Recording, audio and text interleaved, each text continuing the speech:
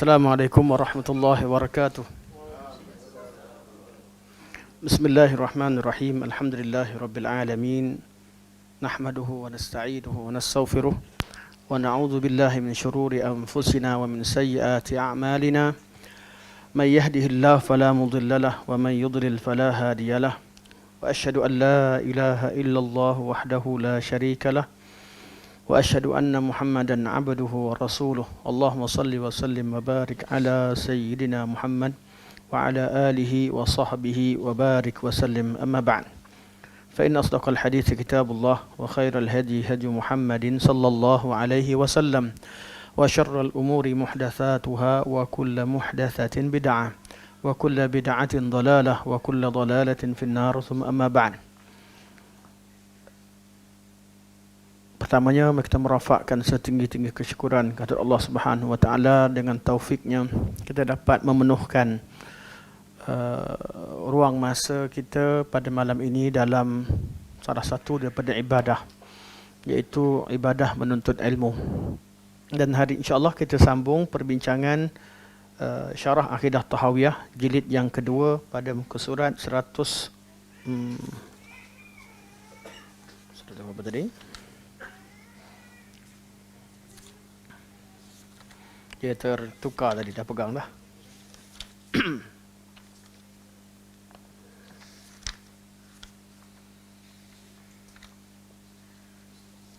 Seratus 184. Barakallahu fiik. Pada buku surat 184 jilid yang kedua, iaitu dalam mensyarahkan matan Abi Ja'far At-Tahawi rahimahullah. Telah berkata Al-Imam Abu Ja'far At-Tahawi, wa nara salata khalfa kulli barrin wa fajirin min ahli al-qiblah wa ala man mata minhum. Dan kami berpandangan bahawa harus salat di belakang tiap-tiap orang yang baik ataupun yang jahat di kalangan orang Islam, dan juga harus salat ke atas mereka. Perbincangan ini telah membawa kita kepada beberapa tajuk kecil. Pertama, hukum salat terhadap orang ahli maksiat. Kemudian hukum salat ke atas ahli bid'ah, salat di belakang ahli bid'ah. Kemudian hukum salat di belakang masturul hal, itu orang yang tak diketahui keadaan dia, tak dikenali. Kita masuk RNR nampak orang salat, tak tahu siapa dia di depan kita. Kemudian hukum salat di belakang seorang yang mubtadi', kita dah sebut tadi, tapi dikhususkan tajuk mubtadi' dan fasiq. Kemudian perbincangan tentang solat di belakang imam yang zalim. Kemudian kita masuk dalam bab hukum orang yang meninggalkan jemaah dan Jumaah dengan alasan tak nak solat di belakang ahli bid'ah. Kemudian kita bincangkan tentang hukum seseorang yang solat di belakang imam yang lupa. Dan hari ini kita balik semula pada tajuk imam solat ataupun imam mengimamkan solat dan melakukan beberapa perkara yang menyelisihi pandangan makmum. Kita solat, imam lakukan sesuatu yang berbeza dengan pandangan kita. Seperti apabila imam tidak membaca bismillah. Satu, baca sir. Sir tu qaul dah. Tapi kalau tak baca langsung, memang imam tak baca. Ustaz, Allahu Akbar, Bismillah pula. Allahu Akbar, Alhamdulillahi Rabbil Alamin. Kita tak mungkin dibaca bismillah ni. Apa hukumnya? Sebelum tu, sah tak sah? Pendapat Imam Baitul Salam, Imam Baitul Salam, sah tak sah? Tak baca langsung, bukan baca perlahan. Baca perlahan mazhab Hambali dengan mazhab Syafi'i kita bincang. Yang tak baca langsung, kenapa sah? Ya? Dalam Sahih Muslim ada apa tu? Nas tentang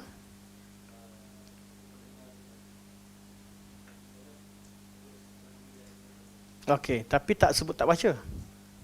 Itu ulama sebut ada riwayat yang mentafsirkan bahawa yusirru biha. Nabi baca dengan perlahan untuk riwayat yang menerangkan perkara tersebut. Yang ni kalau memang betul tak baca, sah. Sebab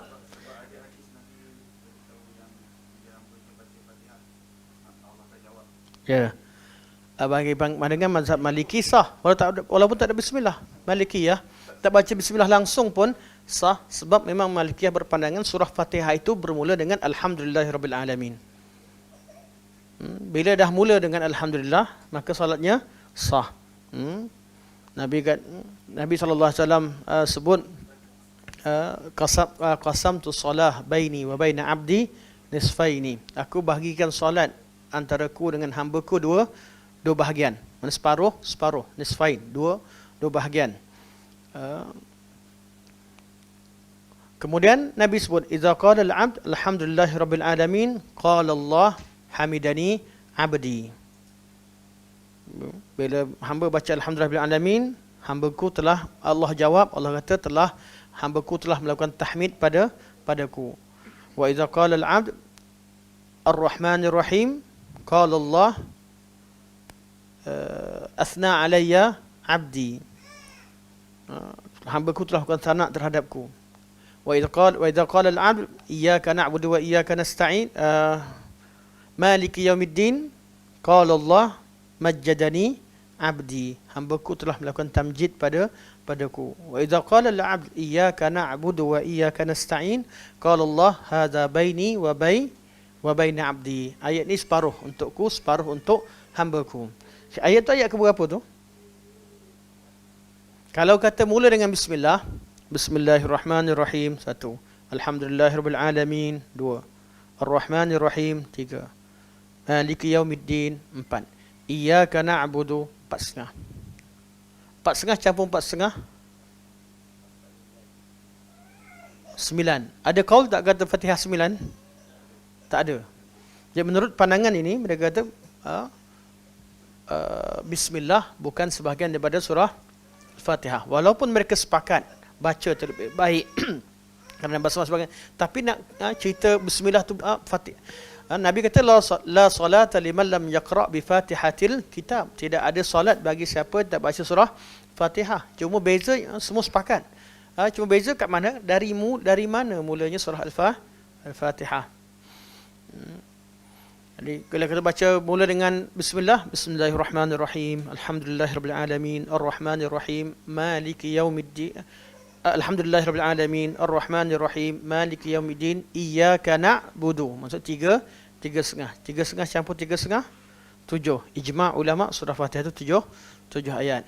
Jadi di sini antara hujah yang kuat yang menjadikan ramai di kalangan ulama mutaakhirin yang mentarjihkan qaul Malikiyah tentang kiraan surah Al-Fatihah. Namun kita tahu bahawa bab ini bab yang khilaf ulama yang melihat kepada riwayat Syami'in.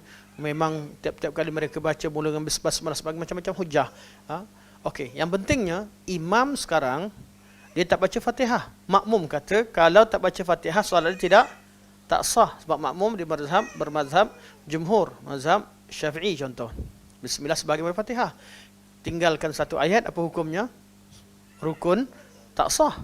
Rukun tak cukup rukun. Okey, imam duduk kat depan, tak baca bismillah.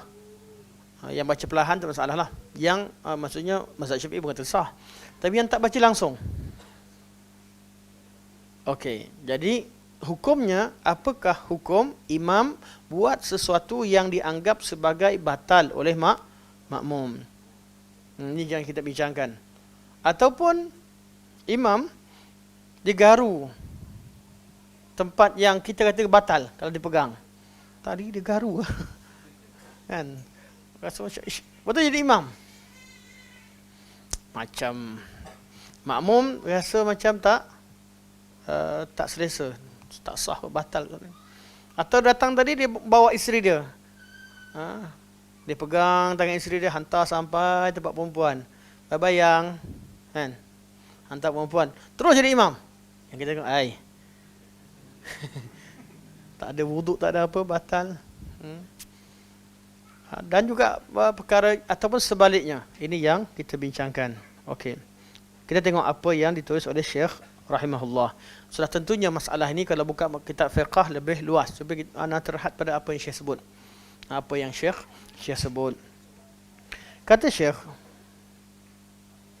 okay, sebelum tu kita bincang tentang hakim. Sebelum kita masuk pada yang bawah.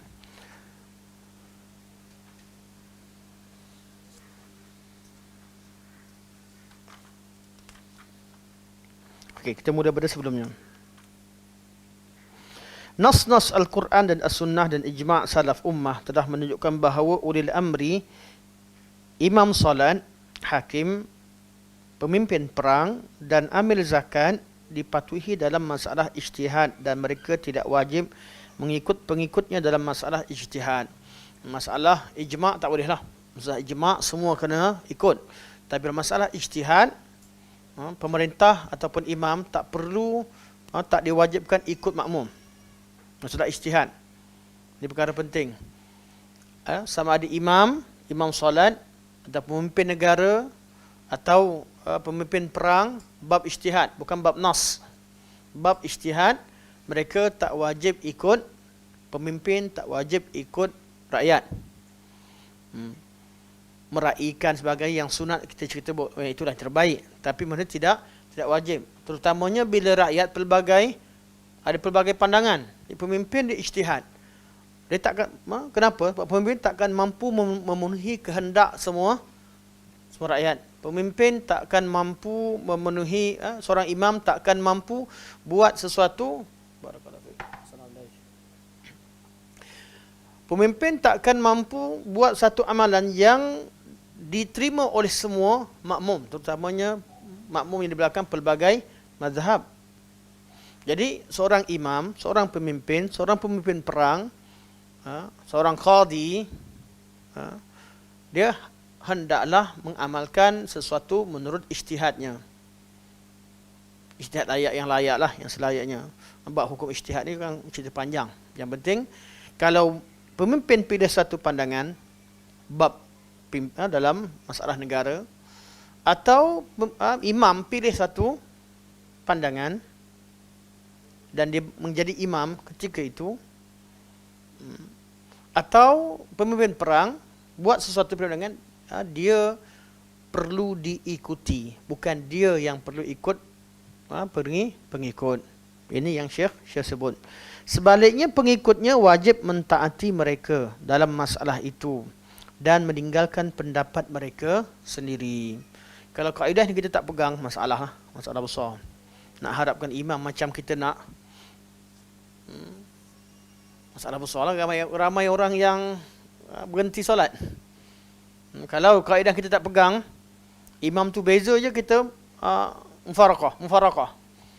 Habis. Jadi tak, dalam masalah ijtihad, bukan masalah ijma'. Imam buang air, kita pun bunyi memang dibuang air. Baru kita dengar, tadi buang air. Kan dah tahu dia buat benda yang ijma', berhadas, kemudian dia jadi imam. Itu lain. Kita cerita masalah ijtihad. Ijtihad artinya masalah yang adanya khilaf dan tak ada nas yang memutuskan. Tapi kalau tak ada, memang berhadas, jangan sembahyang belakang dia. Kita dah sebut tak boleh solat di belakang seorang yang memang tidak sah solatnya. Siapa yang sah solat, kita boleh jadi makmum pada dia. Siapa yang tak sah solat, kita tak boleh jadi makmum di belakangnya bila diketahui secara ijma'. Tapi kalau dalam pandangan kita solat dia tak sah, tapi i'tikad dia sah kerana dia bermazhab yang lain. Ini yang Syekh akan ceritakan. Okey. Ini kerana masalah jemaah dan kesatuan serta kerosakan perpecahan dan perselisihan adalah lebih besar berbanding dengan masalah-masalah juz'iyah. Kaedah yang paling penting. Kadang-kadang kita ada pandangan berbeza daripada orang lain. Bersatu di atas satu perkara itu lebih baik daripada kita menzahirkan satu pandangan yang boleh memecah belahkan jemaah. Kaedah ini sangat penting. Hatta dalam masalah yang makruf di kalangan pendakwah kita sekalipun, sebahagian daripada masalah secara peribadi, contoh anak sendiri, rasa berbeza. Tapi lebih baik jaga soft. Lebih baik jaga soft. Jaga kesatuan. Itu lebih afdal. Pengajaran ini diambil daripada masalah ini. Kenapa imam kita ikut juga, walaupun dia ada pandangan yang lain, kita rasa kaul saya lebih rajih. Saya dah belajar 4 mazhab. Tiap-tiap mazhab saya kaji satu persatu. Macam mana sekalipun kita jadi makmum, ikutlah imam. Ikutlah imam. Kenapa? Sebab masalah maslahah untuk bersatu di kalangan ahli sunnah wal jamaah, di kalangan umat Islam itu adalah satu masalah yang besar yang perlu diraikan. Okey. Oleh itu, ini kita masuk sambung hari ini. Oleh itu, para hakim tidak boleh membatalkan hukum yang diputuskan oleh hakim yang lain. Ini masalah imam ijtihad dan bab ijtihad. Hakim dia berijtihad dengan pandangan dia, tapi dia tidak boleh menafikan pandangan orang lain. Begitu juga makmum. Bab ijtihad ni kita perlu berlapang dada. Walaupun kita mentarjihkan sesuatu, tapi kita tak boleh menolak ijtihad orang lain. Apa maksud ijtihad? Tak ada nas. Bab yang tak ada nas, tak ada ayat Quran yang jelas yang menunjukkan masalah tersebut, tak ada hadis. Walaupun ayat Quran dan hadis ikut mafhum kita, orang faham lain. Maksudnya dia bukan nas. Al-Quran, tak ada Al-Quran, tak ada hadis, atau tidak ada ijma'. Tiga ni tak boleh mukhalafah. Bawah pada tu bab ijtihad, sabit dengan kaedah, sabit dengan pandangan sekian dan sekian sebagainya, ya kita terima. Ataupun dengan dalil-dalil mukhtalaf fi, semua yang di bawah Quran, Sunnah dan ijma', kita perlu belajar berlapang dada. Berlapang dada bukan berarti kita terima semua. Tetap menzahirkan yang mana hak, yang mana, tapi jangan sampai berlakunya perpecahan umat kerana masalah-masalah ijtihadiyah. Semua mazhab mengajarkan mazhabnya, meletakkan kaedah-kaedah, memperjuangkan mazhab betul, tapi ketegasan dalam mengeluarkan pandangan itu tidak menyebabkan umat Islam berpecah. Ini sangat penting. Okey. Pendapat yang betul dan diputuskan secara qat'i, setengah hakim boleh bersembahyang di belakang setengah yang lain. Macam mana ni? Saya baca yang Arab.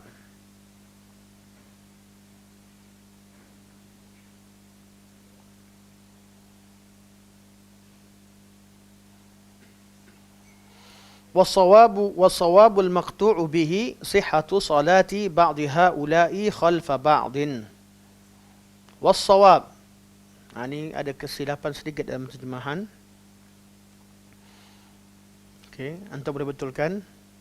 Apa kata sini? Dia kata kerana ana yakin terjemahan ni tidak mana dicetak dan mungkin bertujuan nak semak ulang, tapi tak sempat semak ulang kerana cetakan cuma sekali. Kalau edisi kedua confirm dah, saya yakin lebih baik. Dan kalau cetakan pertama kemudian tak ada edisi kedua, jadi dia sampai ke situ, maka adalah beberapa perkara yang tak dapat dibetulkan oleh penulis sendiri atau penterjemah sendiri. Okey, dia kata pendapat yang betul dan diputuskan secara qat'i. Okey, betul, mana kat situ tak ada masalah, iaitu wasawabul maqtu'u bihi. Okey, sihhatu salati ba'di haula'i khalfa ba'din. Okey, setengah hakim boleh bersembahyang di belakang setengah yang lain. Boleh makna, tapi yang pendapat yang betul, okay, tiap-tiap imam, tak boleh betul juga hakim, tak salah pun. Kalau baca betul-betul tak salah pun. Tiap-tiap imam atau pemerintah yang berbeza pandangan dan mazhab, sah solat di belakang antara satu sama lain. Ini bukan cerita Arab Saudi. Ini cerita Ibn Abil Is sebelum ada Arab Saudi. Bila Arab Saudi pecahkan mihrab, robohkan mihrab 4 mazhab, satukan imam, Ini yang dibawakan kerana masalah ini dah dibincangkan sebelumnya. Sebelumnya.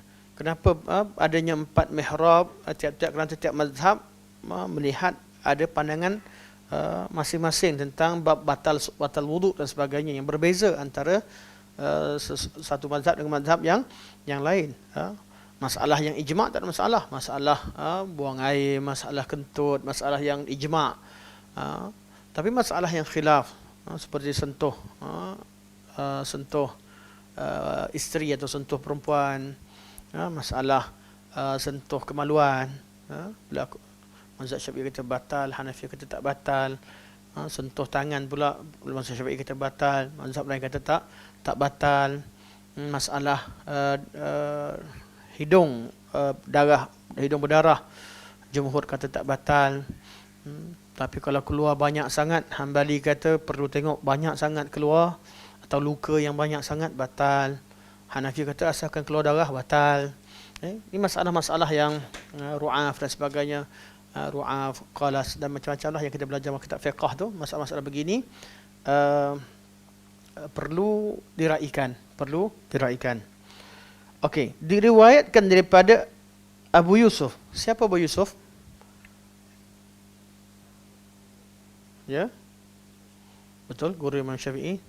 Anak murid siapa? Anak murid Abu Hanifah. Anak murid utama Abu Hanifah. Dan kenapa banyak pendapat Abu Yusuf yang dinukilkan? Memang matan akidah Tahawiyah menukilkan akidah Imam Abu Hanifah dan Imam Muhammad dan juga Abu Yusuf yang disebutkan dalam muqaddimah. Sebab tu tokoh-tokoh ini sering disebutkan. Okey. Diriwayatkan daripada Abu Yusuf, apabila beliau menunaikan haji bersama Harun Ar-Rasyid, itu khalifah ketika itu, lalu khalifah berbekam. Ini bekam ni, keluarkan darah. Khalifah bekam zaman dulu ada macam-macam cara lah. Yang paling terkenal al-fasdu, macam cara sedut darah. Fasdu sebahagian pada bekam sebahagian fasdu, atau fasdu sebahagian pada bekam. Cuma fasdu ni banyak air keluar, banyak darah keluar berbanding dengan bekam. Tapi bekam dan fasdu adalah satu kaedah yang sama. Berbeza, adalah berbeza, tapi keluarkan darah yang dikatakan kotor. Itu dia disebutkan bahawa darah-darah yang kotor yang membawa kotoran badan ke otak atau ke jantung untuk dibersihkan. Untuk ringankan kerja jantung, keluarkan darah ini. Ini disebutkan Ibnu Qayyim ramailah. Mana darah-darah kita ni, darah kita kadang-kadang ada darah, ada jantung kita ada dah siap proses darah bersih yang keluar. Yang bawa pergi darah kotor. Jadi darah kotor ini kaedah malah kebanyakan ulama berpandangan bahawa berbekam itu adalah sunnah. Maksudnya berubat dengan bekam adalah dapat pahala. Kerana ikut sunnah Nabi SAW. Okey. Walaupun kata bab dunia ni, tak ada nas, ada bab Nabi suka berbekam, Nabi suka dengan bekam. Bila Nabi sebut suka tu ada ulama khilaf. Tapi kita raikan pada bab ni, bab perlu kita faham, dan ana pun bersama dengan qaul yang kata dia sunat. Kerana berbekam. Okey. Jadi fasdu sama juga. Fasdu pun sama. Keluarkan darah yang kotor, itu darah yang dihantar ke jantung untuk dibersihkan. Jantung dah bersihkan, sebab tu kalau buat fasdu ni kena tengok darah urat mana bawa ke jantung, urat mana yang keluar dari jantung. Jangan keluarkan darah salah tempat. Darah yang bersih dikeluarkan, mati orang tu. Tak kena. Darah. Jadi itu ahlinya mengetahuinya. Okey. Yang penting darah keluar. Mazhab Abu Hanifah, Abu Yusuf kata darah yang banyak, darah itu keluar darah, sama ada darah hidung atau darah luka yang banyak, luka atau darah kudis dan sebagainya, keluar batal. Imam Malik takkan batal. Darah tak masuk dalam bab membatalkan wuduk. Begitu juga Imam Syafi'i. Imam Syafi'i, Malik sama. Imam Ahmad tengah-tengah. Sikit tak apa, banyak batal. Okey. Kita tahu qaul. Yang berlaku Abu Yusuf. Abu Yusuf sudah pasti tokoh mazhab Abu Hanifah. Datang solat belakang Harun Ar-Rasyid. Harun Ar-Rasyid bekam. Beliau berbekam. Okey. Lalu khalifah berbekam. Malik, itu Imam Malik. Ini sezaman Imam Malik. Memberikan fatwa bahawa dia tidak payah berwuduk dan boleh bersembahyang. Khalifah akan tanyalah. Datang haji dan di Madinah Al-Munawwarah ada Imam Malik. Akan tanya fatwa Imam Malik. Ni meraihkan ulama setempat itu penting. Ada imam besar yang lain. Tapi ketika itu datang di Madinah, ahli Madinah minta fatwa pada ulama ahli sunnah setempat. Ini satu perkara yang penting. Menghormati ulama tempatan, ulama setempat yang diketahui keilmuannya. Imam Malik ditanya, Imam Malik kata tak batal. Tidak batal. Dia tak batal, anak buah dia kata, Jadi anak buah tanya pada Abu Yusuf, anak-anak murid. Abu Yusuf nak ngajar dulu kat kelas-kelas, kata batal. Sampai datang kita buat haji, Imam Malik kata tak batal. Ini mazhab lain ni. Tanya, wahai tuan guru, macam mana ni? Abu Yusuf ditanya, adakah engkau bersembahyang di belakangnya? Tak payah tanya pendapat, confirm lah. Anak murid tahu dah pendapat dia kata batal. Jadi kita nak solat belakang dia ke? Ini Abu Yusuf menjawab, Subhanallah, Maha suci Allah, dia adalah Amirul Mukminin. Ni kita bincang hakim. Tak perlu Harun Rashid minta pandangan semua. Dia adalah Amirul Mukminin. Ini menunjukkan bahawa tidak bersembahyang di belakang ulil amri adalah perbuatan ahli bid'ah. Ini kata Syekh. Syekh berhujah dengan perbuatan Abu Yusuf. Kerana beliau Ibn Abdul Aziz Al-Hanafi rahimahullah, nama beliau pun adalah Hanafi. Jadi beliau bawa kisah ini untuk membatalkan pandangan ramai ulama Hanafiyah yang kata tak sah solat di belakang orang yang kita yakin dia batal tapi dia rasa tak batal. Begitu juga Syafi'iyah. Pandangan yang ramai di kalangan Syafi'iyah, antaranya Abu Hamid Al-Ghazali rahimahullah, beliau pun berpandangan, dan ramai yang sokong beliau, bukan beliau seorang, tapi nama beliau lah yang sentiasa diangkat dalam bab ini. Beliau berbeza dengan Al-Qaffal. Kalau imam tu buat sesuatu yang kita rasa batal atau tidak, kita perlu solat tidak di belakang dia. Kata Imam Ghazali, tak boleh solat di belakang dia. Atau dia meninggalkan perkara yang kita anggap wajib. Kita anggap wajib, dia tak buat. Atau kita yakin tu rukun, pada dia tidak rukun. Jadi Imam Abu Hamid Al-Ghazali kata tak boleh solat belakangnya. Al-Qaffal kata solat belakangnya. Boleh solat. Sebab dia solat yang kadang dia yakin solat dia sah. Sama juga orang yang lupa kunut. Orang solat tak kunut. Tak kunut, siapa yang solat kat depan? Kalau dia bermazhab Syafi'i dan dia lupa kunut, dia sujud sahwi, mana kita ikut, kemudian sujud sahwi sebab dia lupa. Tapi kalau dia memang bermazhab tidak berkunut, tak perlu kita lepas solat nak pergi sujud sahwi. Kita makmum solat kat belakang. Solat belakang imam, mana kita mazhab Syafi'i. Depan pun imam kita mazhab Syafi'i yang mengatakan kunut itu sunat ab'ad, sunat muakkad, yang dalam solat panggil ab'ad lah. Seolah-olah sebahagian daripada rukun. Jadi bila terlupa kunut, imam Syafi'i, imam tu Syafi'i, bukan imam Syafi'i. Imam tu bermazhab Syafi'i, makmum pun mazhab Syafi'i. Imam lupa kunut. Makmum baca subhanallah, tegur subhanallah, tapi dia dah rukuk, dia dah sujud. Tak perlu dibangun balik. Makmum pun ikut. Selesai solat, kalau imam dia sujud sahwi, kita sujud sahwi. Tapi kalau cerita imam tak sujud sahwi, kita tahu dia tak perasan ke apa sebagainya, atau dia terlupa, dah lah lupa kunut, lupa pula sujud sahwi. jadi tak? Jadi ana pernah solat di seorang imam, dua keadaan terjadi yang makmum jadi bingung.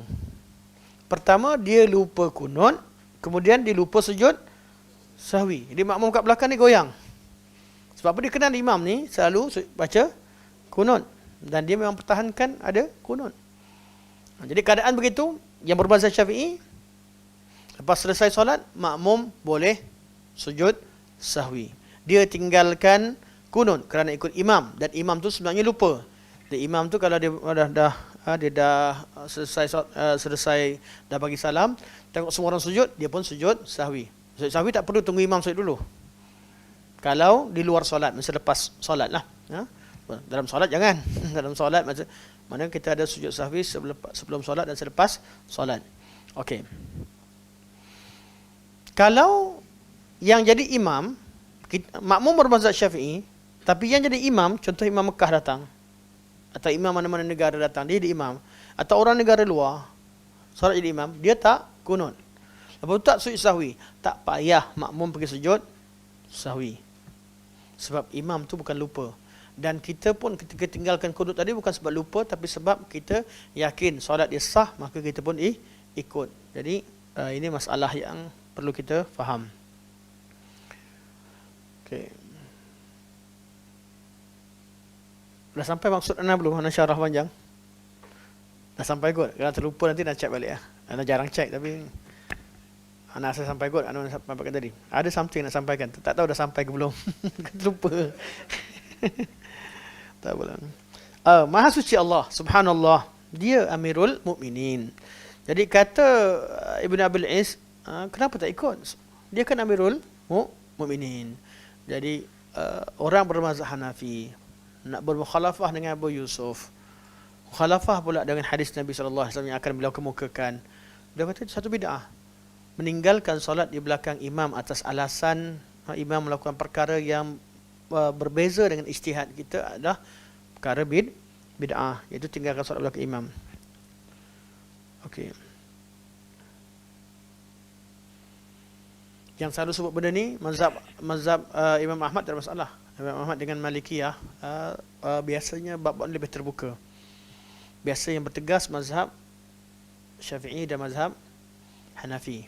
Dua mazhab ni. Walaupun bukan qaul ada khilaf dalam mazhab sendiri, tapi sering timbul masalah sah tak solat belakang imam macam ni, sah akan berlaku kerana ada qaul daripada imam sendiri, Imam Al-Ghazali yang berpengaruh yang besar dalam mazhab Syafi'i yang kata batal. Jadi kita pun kalau kita tahu duduk kat mazhab masyarakat Syafi'i, jangan buat benda yang menyebabkan masyarakat kelang kabut. Jangan pula pergi saya ni bau cium isteri ni, salat belakang saja. Kalau jangan buat hal. Jangan jadikan orang bermasalah. Jangan cari masalah, kurangkan masalah. Jangan buat masalah. Kita kena kurangkan perbezaan, kurangkan masalah. Perbezaan tu wujud, tapi apa yang mampu dikurangkan, kurangkan. Biar masalah tu betul-betul masalah khilaf yang berbaloi. Khilaf yang berbaloi. Jadi gaduh benda kecil-kecil tak baloi. Bermasa muka hanya kerana benda yang kecil. Ni masa muka lawan siapa? Lawan pengikut ayah Pin. Kan best. Kan? Kira nampak gah juga. Lawan pengikut Cikgu Kahar. Kan? Mukhalafah tu ada berbaloi lah. Mereka tegas. Ni kalau masalah kecil sampai pecah, tak berbaloi lah. Khilaf yang tidak berbaloi. Jaga kesatuan lebih penting, jaga ukhuwah itu lebih penting dalam kalangan kita. Itu orang Islam dan juga ahli sunnah wal jamaah secara khusus. Okey.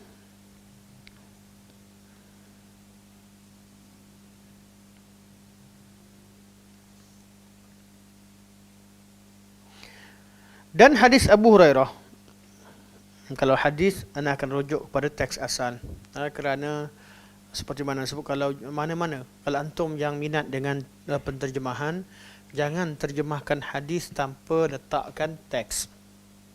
Hatta panduan KDN sekalipun itu yang ditegaskan. Kalau ada hadis perlu datangkan dengan teks. berkemungkinan terjemahan salah atau terjemahan mengambil pandangan satu pihak. Meletakkan teks itu lebih baik. Sama ada Quran ataupun hadis. Kecuali kalau dalam surat khabar.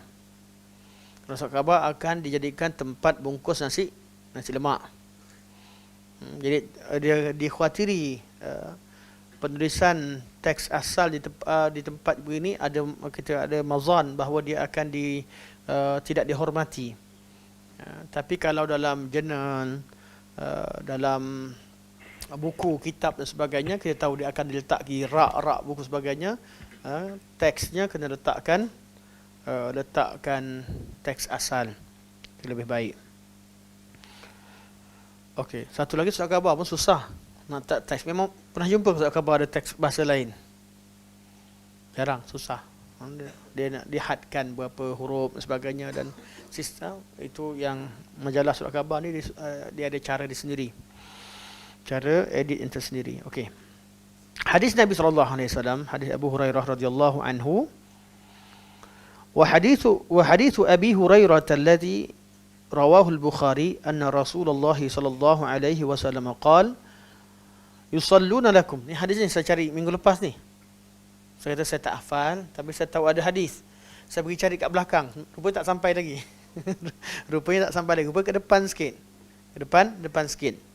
Nabi kata yusalluna lakum fa in asabu falakum wa lahum wa in akhtau falakum wa alaihim. Imam ni dia solat mengimamkan kita. Dia solat imamkan kita. Fa in asabu, kalau imam ni betul, mana dia buat benda betul, solat dia sah, dan betul lah ijtihad dia betul.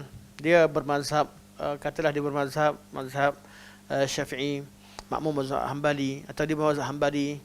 Kalau ijtihad dia betul, kita ikut dia, apa terjadi? Fa in asabu falakum walahum, maka dapat pahala bagi dia dan makmum pun dapat pahala. Katalah mazhab Hanafi kata tak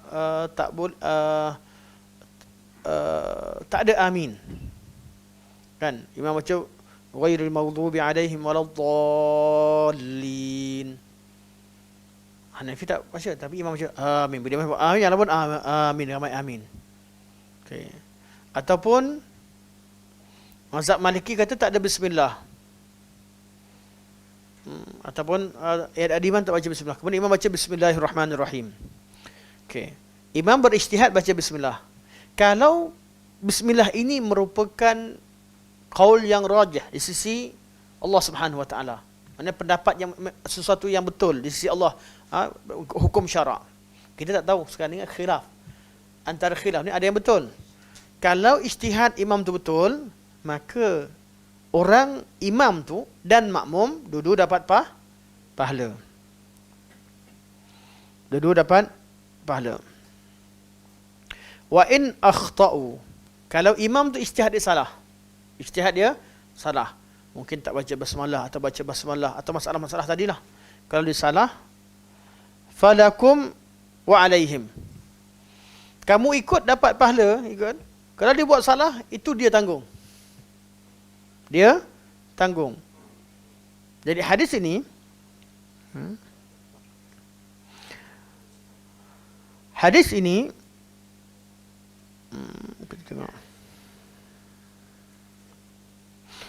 ini merupakan nas sharih yang menunjukkan bahawa apabila imam melakukan kesalahan, maka kesalahan itu menjadi dosa ke atasnya dan bukan ke atas makmum. Ijtihad tu tak dosa lah, bab ijtihad tadi. Tapi kalau walaupun imam buat perkara yang memang dosa, memang salah, dosa dia tak ditanggung oleh makmum. Hadis ini juga menjadi dalil kepada pandangan jumhur, terutama mazhab Syafi'i, kata kalau solat belakang imam tu dia tak wudu, dia terlupa. Atau dia tak wudu. Memang dia tak wudu. Dia batal, semua kata batal. Kita solat belakang dia. Habis solat baru kita tahu. Baru kita tahu dia tak wudu. Perlu tak ulang balik? Memang dia tak wuduk. Memang solat dia tak sah. Kita pun solat belakang dia. Dah habis baru tahu. Kalau tahu awal-awal memang tak ikut lah. Tak boleh ikut, haram ikut dia. Sebab dia solat dia buat perkara yang membatalkan secara ijma'. Tak sah solat dia secara ijma', dia tak cukup syarat. Kalau kita tak tahu solat belakang dia, kan? Atau solat lepas solat selesai, gila rupanya Muhammad ni, kan? Tak ada akal. Dah habis solat, elok pula solat dia hari tu. Lepas solat dia ketawa. Contohnya. Lepas solat dia senyum buat kita. Dia kata, ikut aku gila dia kata. Contohnya lah, kalau berlaku begitu. Kita dah selesai ke, ataupun kita tahu kemudian, apa hukum solat kita? Sah menurut pandangan jumhur. Abu Hanifah kata apa? Ulang balik. Kita dah bincangkan sebelum ni. Okey. Jadi kalau masalah memang imam buat perkara yang salah, contoh dia tak wuduk, okay. Sini dalil, hadis ini menjadi dalil kepada pandangan jumhur mengatakan bahawa solat makmum sah. Kerana Nabi kata fa in akhtau, kalau dia tersalah atau dia melakukan kesalahan, falakum wa alaihim, kamu dapat pahala atau sah solat kamu, dan dia tanggung kesalahan dia. Okey. Tidak halal bagi seorang yang beriman kepada Allah Subhanahu wa taala dan hari akhirat menyalahi hadis sharih dan sahih ini setelah dia mengetahuinya. Ini pandangan yang tegas daripada Ibn Abil Is rahimahullah dalam bab bermazhab. Ikut mazhab. Ikut pandangan semua sekali. Tapi kalau ada nas yang sahih dan sharih,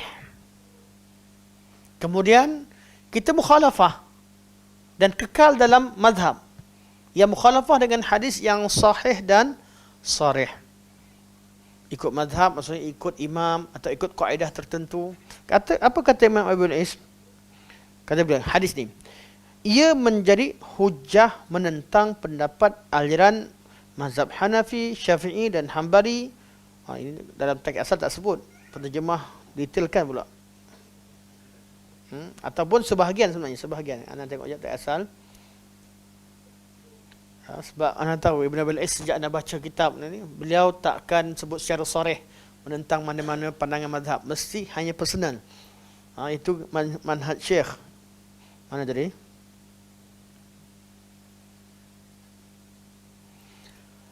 Nassun sahihun sarihun fi anna al-imam idza akhta'a fa khata'uhu alayhi la 'ala al-ma'mum. Oh, ada yang penterjemah skip. Kita baca teks asal lah. Apa asal? Kitab perasan.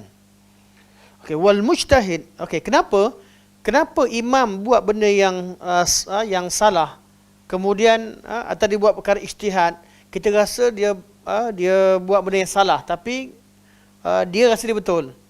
Dan solat kita tetap sah di belakang dia, walaupun dia tinggalkan perkara yang kita anggap wajib. Sebagai contoh, bismillah tadilah, basmalah tadi.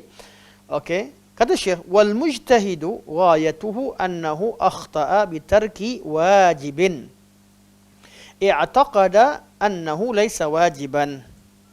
Kata Syekh, seorang yang mujtahid dan seorang yang diijtihad dalam masalah khilaf itu, hakikatnya ghayatuhu, mana hakikatnya annahu akhta'a, sebenarnya dia tersalah bitarki wajibin i'taqada annahu laisa wajiban, meninggalkan suatu perkara yang wajib yang dalam sangkaan dia tak wajib. Artinya dalam kaul ada yang kata wajib, ada mazhab kata wajib, mazhab tak wajib. Yang mana satu betul? Salah satu daripadanya betul. Bagi yang tersalah ijtihad, orang ijtihad tersalah, dia meninggalkan perkara wajib dengan i'tiqad itu tak wajib. Au fa'ala mahzuran. Ni au fi'li mahzurin i'taqada annahu laisa mahzuran. Atau dibuat satu perkara yang dilarang, diharamkan, dengan keyakinan perkara itu tidak dilarang. Dia bukan sengaja nak lawan. Dia bukan sengaja nak mukhalafah sunnah. Tapi dia yakin memang tiada larangan. Katalah hakikat sisi Allah Subhanahu Wa Taala, Allah Maha mengetahui, katakan batal pegang tangan isteri itulah batalkan wuduk. Katakan begitu. Orang yang pegang pandangan tak batal, ramai di kalangan kita pegang begitu, tak batal, dengan etikad ianya tidak diharamkan, tak batalkan. Kalau salah sekalipun, dia salah ijtihad dia. Dia bukan nak mukhalafah dengan nas. Wala yahillu liman yu'minu billahi wal yawmil akhir. Ini yang kita maksud sekarang. Dan tidak halal. Kita kembali kepada teks di sini. Tidak halal bagi seorang beriman dengan Allah Subhanahu Wa Taala dan hari akhirat menyalahi hadis yang sahih dan sahih ini setelah mengetahuinya. Ia menjadi hujah menentang pendapat aliran mazhab Hanafi, Syafi'i dan Hambali bahawa ni anak nak cari jadi ni. Okey, tadi kita skip, jadi kita masukkan sekarang yang kita nak cari. Wa huwa hujjatun ala man yutriqu min al-Hanafiyyati wash-Syafi'iyyati wal-Hambaliyyati anna al-imama idza taraka ma ya'taqidu al-ma'mum wujubahu lam yasihha iqtida'uhu bihi. Okey, ini menjadi hujah ke atas sebahagian daripada Al-Hanafiyah atau golongan Hanafiyah.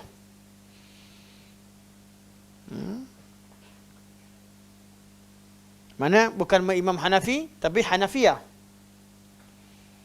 Wasyafi'iyah, dan sebenarnya lebih baik minal Hanafiyah.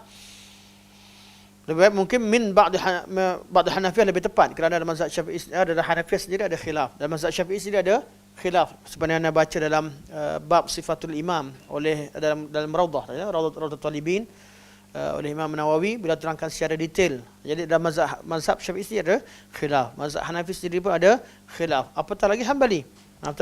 Memang masalah sudah disebutkan. Okey, jadi menjadi hujah ke atas ulama yang berhujah. Ulama-ulama di kalangan Hanafiyah, Syafi'iyah dan Hambaliyah yang berhujah bahawa imam apabila meninggalkan satu perkara yang makmum anggap ianya wajib, tidak sah solat di belakangnya. Pandangan mereka. Maksud Syekh menegaskan bahawa walaupun mazhab kata begitu, tapi nas yang sahih dan sharih tidak boleh ditinggalkan apabila diketahui nasnya sahih dan maknanya jelas. Ini manhaj yang betul dalam bermadhab. Mazhab yang betul dalam bermadhab. Kita bukan seorang yang mujtahid, tapi ada setengah masalah nasnya sharih.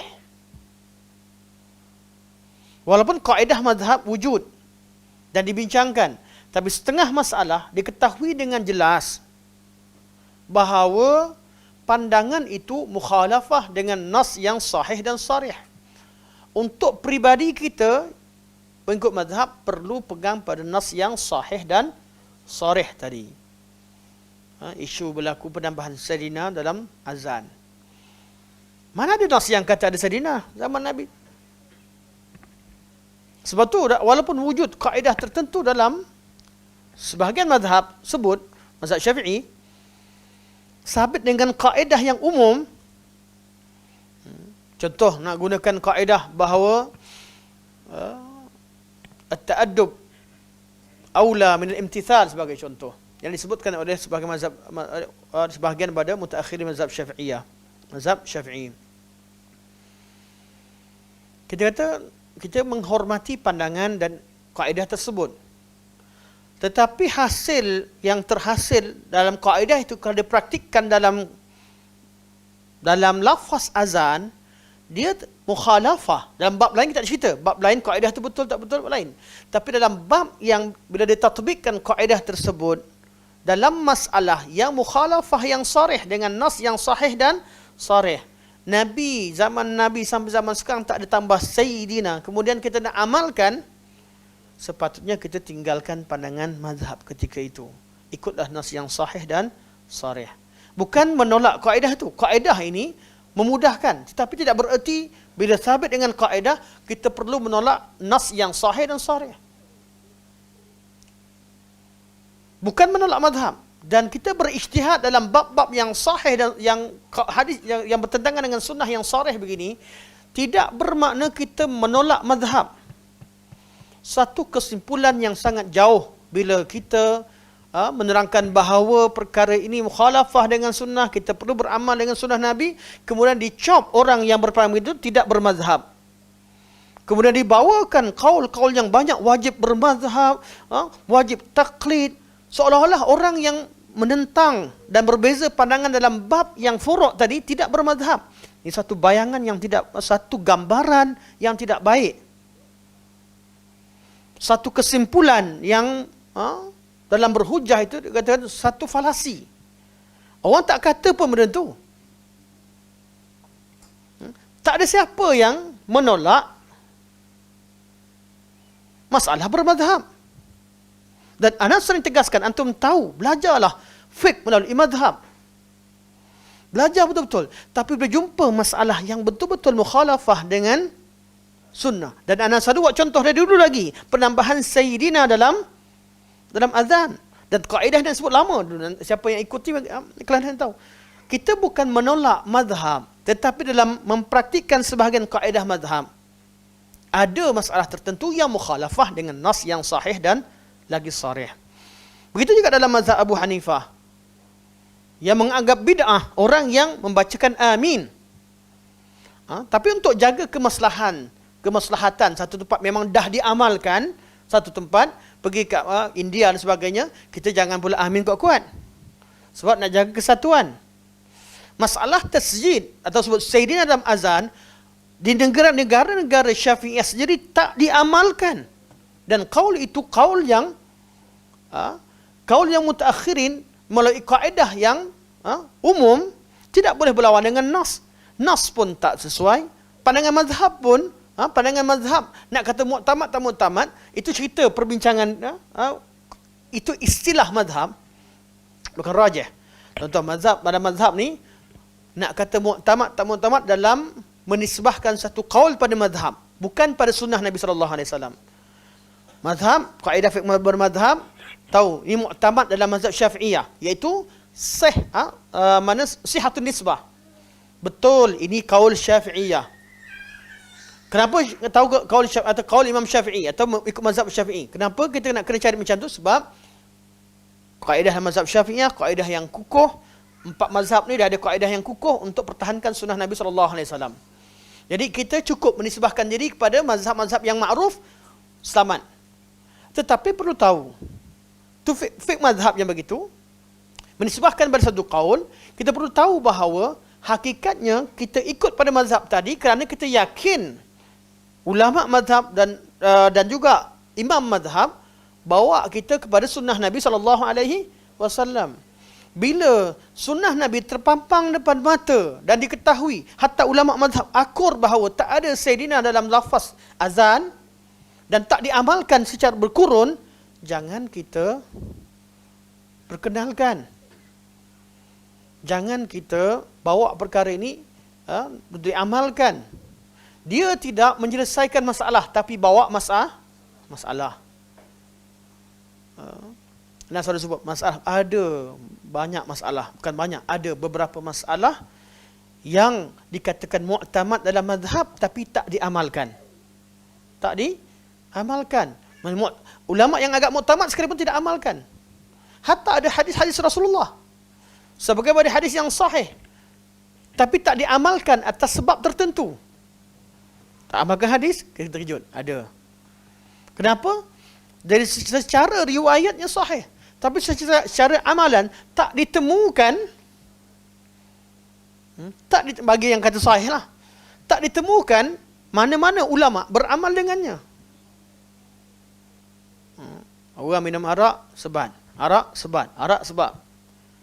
Kali keempat, bunuh dia. Ada? Tak diamalkan? Tak diamalkan. Sebab tu, di situ adanya ilmu dalam mengkritik matan. Kita belajar dalam hadis kritik matan. Sanad ini jaga agama. Dalam setengah keadaan secara ilmiah yang manusia buat, secara ilmiah, kita akan temukan setengah masalah yang sangat-sangat jarang, yang sedikit. Yang dikatakan ada 4 hadis atau hadis-hadis yang tak diamalkan. Bukan kerana tolak sunnah, tetapi konten dia bertentangan dengan apa yang diputuskan dan difahami secara ijma'.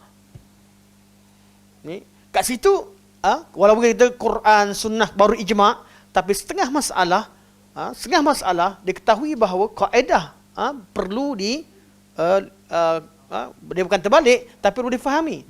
Sebab tu masalah-masalah ijtihad begini, masalah ijtihad perlu diketahui, dan kemaslahatan. Ada tak maslahah untuk disampaikan di khalayak ramai, di tempat awam. Apatah lagi, dan ini masalah yang perlu difahami. Jadi kalau ada orang yang berbeza pandangan, tidak menerima satu qaul dalam masalah tertentu yang memang jelas mukhalafah, tak boleh membuat kesimpulan bahawa fulan dan fulan tidak bermadhab, menolak madhab, mengistilahkan, letakkan orang sebagai la madhabiyah. Dan ini falasi dalam pemikiran. Mu'tazilah hukumkan kepada ahli sunnah sebagai hasyawiyah, yang tak guna akal. Orang tolak dia, gunakan formula akal, mentakrifkan sesuatu, gunakan takrif makhluk kepada sifat Allah. Gunakan otak dia kata kaedah dia qat'i untuk khaliq dan makhluk, takkan salah. Orang kritik kat situ. Kemudian dia buat kesimpulan dan ajarkan pada orang, kami diagungkan akal, mereka adalah orang yang tak guna akal. Mereka golongan yang ahli zahir. Itu tuduhan yang dibuat oleh Mu'tazilah terhadap Ahli Sunnah wal Jamaah. Syiah, kita kata Ahlul Bait tidak maksum. Yang maksum hanya Rasulullah sallallahu alaihi wasallam. Dia kata mereka benci Ahlul Bait, musuh Ahlul Bait. Tak kena. Kesimpulan yang tak betul. Orang kritik tentang menjadikan satu tarikh itu sebagai tarikh yang mulia tanpa ada nas. Sedangkan penetapan tarikh yang agung dalam agama ini, ketetapan masa yang mulia itu adalah ketetapan syarak. Hari Jumaat jadi mulia kerana dalil. Hari Isnin dan Khamis kita puasa kerana dalil. Bulan puasa, ketetapan masuk waktunya kerana dalil. Beza bulan puasa bulan yang lain. Hari raya dengan hari yang lain kerana dalil. Bila ada tarikh yang diagungkan dan dibesarkan jadi tarikh agama dan disunatkan pelbagai perkara, kita kata tak ada dalil. Perayaan-perayaan terhadap tarikh-tarikh tertentu yang tidak ada dalil, kita tolak. Bab itu bukan bab menolak solat dan kebaikan yang berlaku padanya. Ramai orang, dia tutup cerita asal tentang menetapkan kemuliaan pada satu tarikh tanpa dalil, dia tutup pada pandangan orang, dibincang kata, oh mereka ni bencikan Rasulullah sallallahu alaihi wasallam. Tak suka, mereka tak gembira dengan kelahiran Nabi sallallahu alaihi wasallam. Lain jadinya. Lain. Ketika kita cerita tentang tidak ada amalan khusus pada hari 12 Rabiul Awal, kenapa? Kena ada sebab. Bukan kita tak muliakan, tak suka tentang kelahiran Nabi. Tapi menjadikan tarikh itu sebagai tarikh yang dibesarkan, perayaan agama sebagai tarikh yang ada fadilat dalam agama, dia perlukan kepada dalil. Perayaan itu sendiri. Kita belum cerita tentang bab atur cara majlis. Program.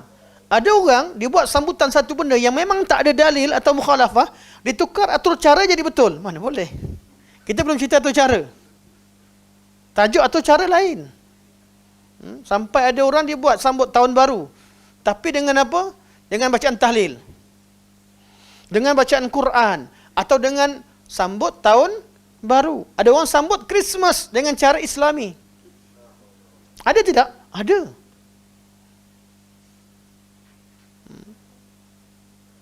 tahun barulah yang selalu membuat. Ustaz, kami ni nak buat, kami nak gunakan surau, nak gunakan masjid, nak gunakan rumah sekian. Untuk apa? Nak buat malam qiyamul lail. Sebab malam ni banyak orang buat syirik, maka kami nak sujud pada Allah. Tak payah sambut. Menjadikan tarikh itu, mukhalafah. Dengan cara tidak sambut. Solat macam biasa, banyakkan ibadah macam biasa. Jangan kaitkan dengan sambutan dan tarikh tersebut. Kita berbarak daripada perkara tersebut. Jauhi dan jangan samakan. Dah berlaku sebelum ini sambutan maulid menyebabkan perpecahan di kalangan umat. Bila diadakan maulid dalam kalangan umat ini berlaku khilaf, ada kata boleh tak boleh. Jangan tambah lagi dengan Christmas, hari jadi Isa pula. Jangan tambah. Bermula dengan dulu boleh ke tidak, harus atau tidak mengucapkan Christmas, Merry Christmas kepada orang non-Muslim. Sekarang sampai pada yang kata wajib ucapkan.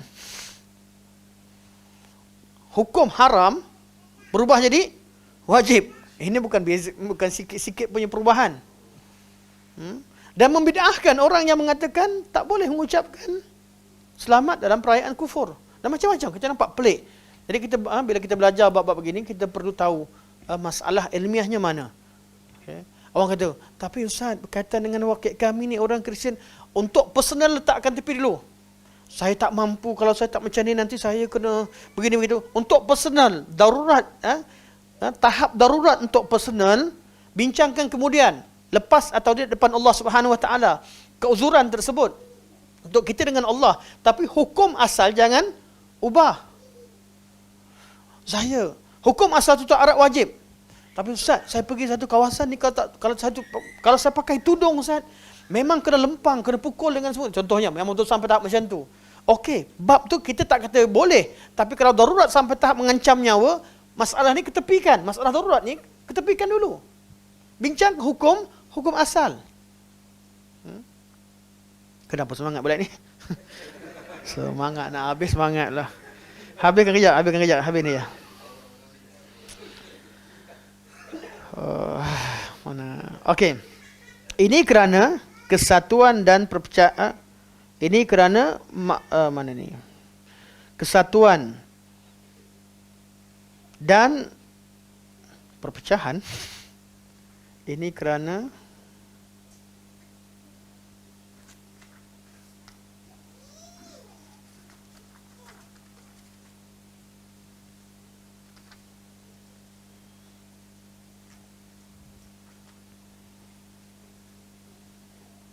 okey, buka surat baru. Bentuk. فإن الاجتماع والائتلاف مما يجب رعايته وترك الخلاف المفضي إلى الفساد. Sesungguhnya kesatuan dan bukan perpecahan tu.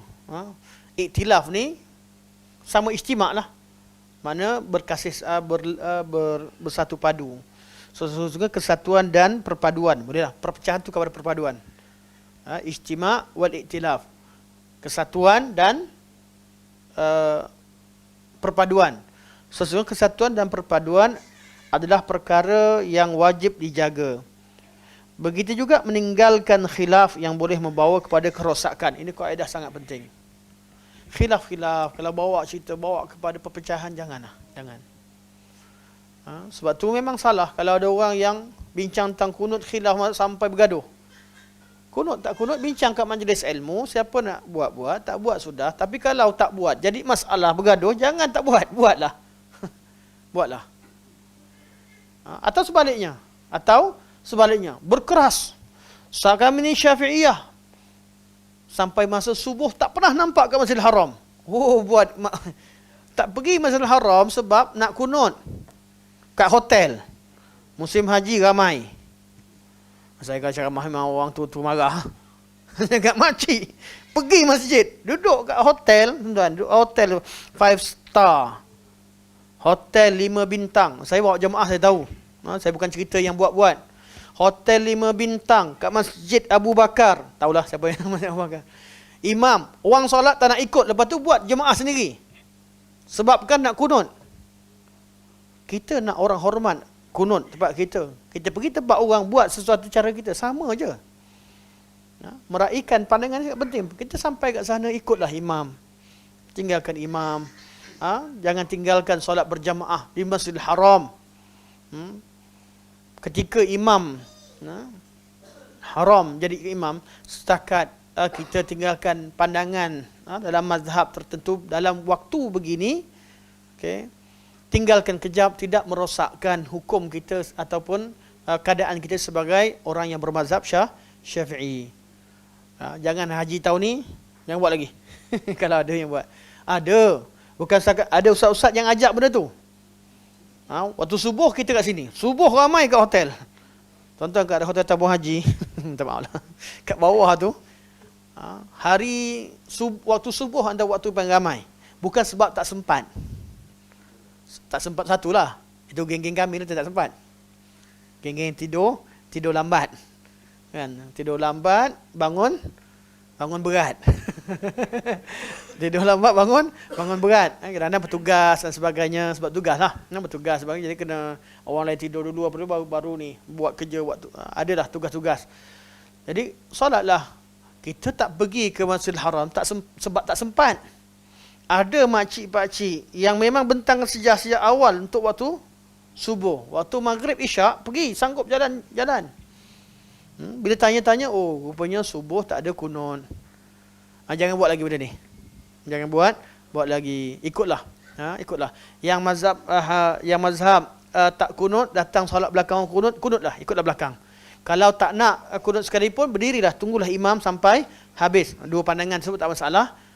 Jangan mendahului imam dan jangan tinggalkan solat berjamaah. Pergi ke Masjidil Haram, jangan tinggalkan solat berjamaah bersama imam. Solat bersama imam walaupun imam tak baca bismillah kuat ataupun tak baca kunut. Okey, semoga apa yang kita sampaikan pada hari ini, kita belajar ada kebaikan manfaatnya. Yang baik oleh Allah Subhanahu Wa Taala, yang lemah kurang bersama sini, semoga Allah terima segala kebaikan, ampunkan segala kelemahan. Semoga Allah Subhanahu Wa Taala terima segala amal ibadah kita, bimbing kita di dunia dan akhirat, dan semoga Allah Subhanahu Wa Taala temukan kita semula dalam syurga dan nikmat, dalam syurga dengan penuh nikmat sebagaimana kita pernah bertemu dalam ibadah di dunia ini, insya-Allah. Subhanakallahumma wa bihamdika asyhadu an la ilaha illa anta astaghfiruka wa atubu ilaik. Wa sallallahu alaihi wasallam Muhammad wa ala alihi wa sahbihi wa baraka wa sallam. Walhamdulillahirabbil alamin. Wassalamualaikum warahmatullahi wabarakatuh.